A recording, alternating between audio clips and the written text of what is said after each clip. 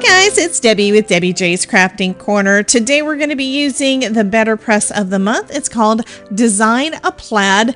This is fabulous. I love any kind of plaid stamps and dies and glimmer plates, and I've got a couple of all the things. This is the first one I've got that's a Betterpress, and it lets you create a fun plaid design.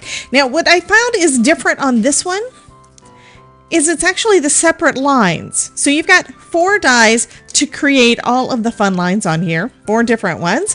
Plus you've got some sentiments and some sentiment strip dies to go along with it. So we're going to be able to make some fun Christmas cards with that. I've got my Betterpress system out along with my die cutting machine, and I just got in some new cotton panels from Spellbinders to go along with it. Now this is going to give us a better impression than using regular cardstock, which is one reason why I had to restock.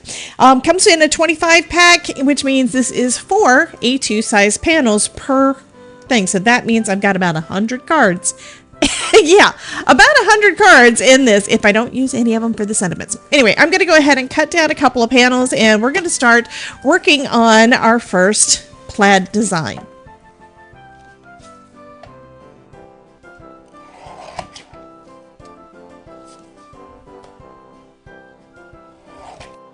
So this Betterpress plate set comes with a registration guide, so you can kind of sort of see that. It's a transparency that I'm just going to lay down onto my chase, platen, chase. Anyway, I'm going to lay it on here, and I'm going to tape it in place so that the outer lines, you can see that the outer line is going to go right around this registration part. Okay, I already have some plastic that I have taped down on here and that I leave on there all the time, and that is to help protect this from getting too inky and too stained. I probably should change out the plastic at some point, but I'm not going to do it today. Anyway, I'm going to tape it down on both ends, making sure to get a hold of the plastic and have everything straight. And this is going to help us make sure that we have all of our pieces lined up, because part of this with it being a plaid is that everything is at those right angles, and that is going to be so fun. I want to make sure that this is perfect, and it's not really that hard to do. Okay, so that is taped in place. Next, we're going to take the other part. I believe this is the chase, and I believe this is the platen, and we're going to tape one of our new panels, one of our new cotton panels over the top. There are registration marks on the Betterpress to hold everything in place. And I'm going to just tape it basically in the same spot. I'm going to trim this down anyway, so if I go over a little bit of my tape, that is totally fine. Okay, so I'm going to just tape that in place. Let's go ahead and just remove that again. This is ready to go as soon as we're ready. And now I'm going to take one of my pieces here. Since I have the instructions here, I might as well look at them. And it really doesn't tell you what to do other than to follow the guide. Okay, so we have those. Like I said, we've got 4 pieces. And I think it's just basically giving us an idea because of the sizing of it. Oh, there we go. So we've got 2 pink lines here. I'm just going to line this up right in the middle of that. Oops. Might help if I have it right side up. And I'm going to put that going in that direction. Okay. And then I can use the other vertical. Since I'm using that vertical, I can use this vertical as well. I'm just going to lay this one down in between those pink lines. You can basically put it any which way you want to. And I think I'm going to start off with some green. So this one I'm going to do in green and red, but you could basically use any color that you want to. This one I'm going to use the Betterpress leaf. And we're just going to rub that on there. So the technique that is recommended for using on the Betterpress is the tap and twist. This is a long piece of steel here. So I'm going to actually smooth it out a little bit because, yeah. So hopefully we won't get too many swirlies.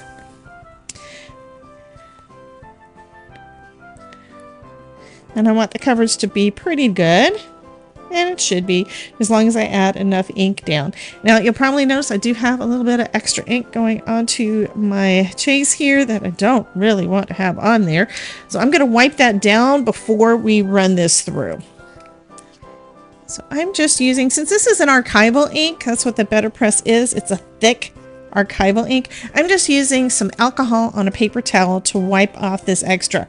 And although it's not necessary, I have accidentally gotten a little bit extra in places I didn't want it on my panel because I didn't clean the parts in between.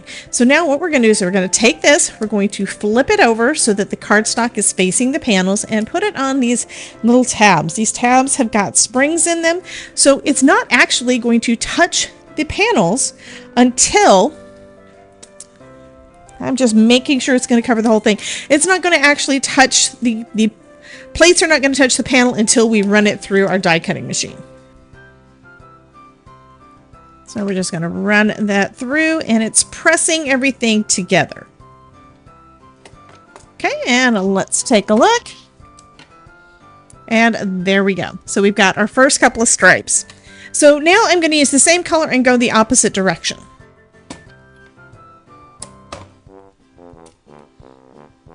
That's a pretty good start. Let's add some red to this.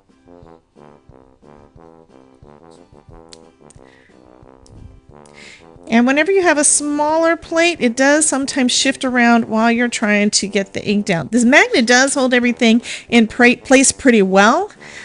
But more force you put on something, the easier it is to move things around, right? Okay, let's straighten that up a little bit and try not to get inky all over my fingers. There we go. And I'm going to just flip it back over. Again, we turned this completely around. So we're going to flip it over. That's going to put the wide strip up here and then the smaller strip further down. And let's just run this through. I also have not played with this yet. This is the first time I've used this Betterpress plate set, and I'm guessing on a lot of this to make sure that it is what I expect it to be. Okay, so let's take a look. That is looking great. So that means that I can put the verticals in the same place that I had these. And it's going to go on the opposite side, and that'll give us our full pattern. Okay, so let's take a look at that finished panel. And we have us a fun plaid pattern. I know this one is a little bit busier, quite a bit busier than this one, because I did everything twice, but I think it turned out lovely. I love it. Anyway, we're going to cut this down and we're going to use it on 1 or 2 cards. Haven't 100% decided. So as I was deciding how I wanted to use that pretty plaid paper, I remembered that I still had some of this. This is from Paper Rose. You can get it on Spellbinders website. And this is some floral backgrounds in silver. Now this is a 12 by 12 pack, but I cut down one of the pages into basically into 6 by 6 and then trimmed it some more. So this panel now is my standard 4 by 5 1/4. And I'm going to glue that down onto my card base.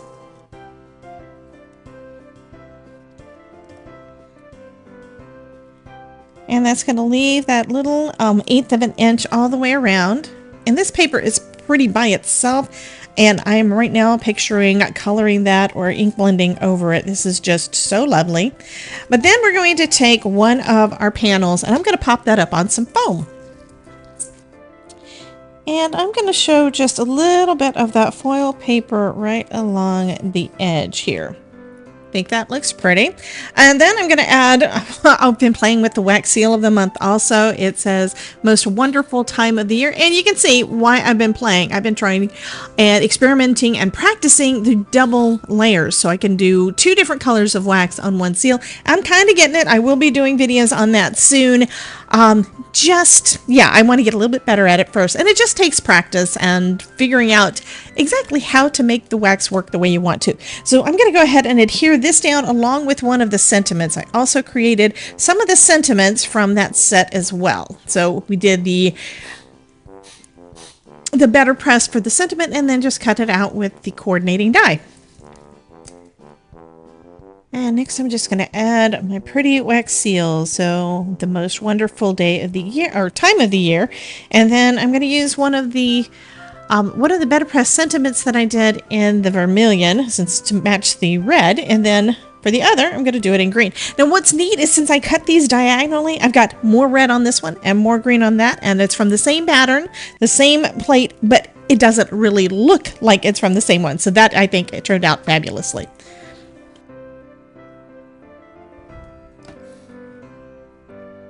And there is this section that is mostly white right down here. I'm going to go ahead and glue that in place, and then I can put a little bit of foam behind the end. Go ahead and do this one, do the same thing.